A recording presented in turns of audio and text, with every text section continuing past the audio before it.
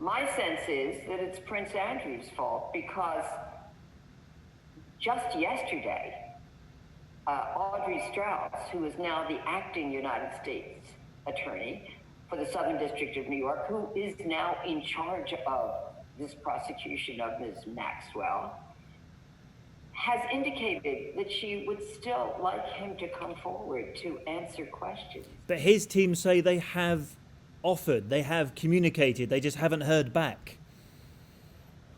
Well, they heard yesterday.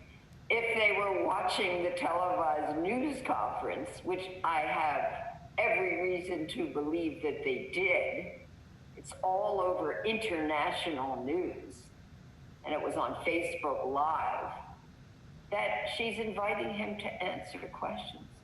Does he need a gold-plated invitation delivered by footmen to him personally in order to say, I accept the invitation to have an interview?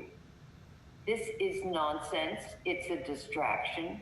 Most of all, it's very painful to many of my clients who were victims of Jeffrey Epstein to see this type of evasion by Prince Andrew. Just step up, as they did. Many of my clients spoke to law enforcement. They didn't say, okay, well, here are the conditions, only if.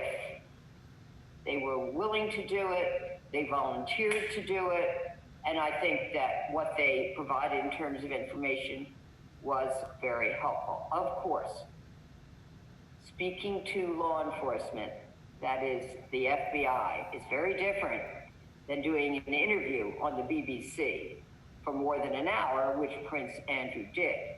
Because speaking to the public on the BBC, Prince Andrew had no duty, no legal duty to tell the truth.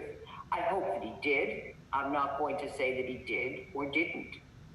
But if he speaks to law enforcement, he does have a duty to tell the truth. And if he doesn't, there can be consequences. So is he ready to do that? I guess we'll have to wait and see. But the clock is ticking. Who's going to speak first about Prince Andrew? Is it going to be Ms. Maxwell, or is it going to be Prince Andrew?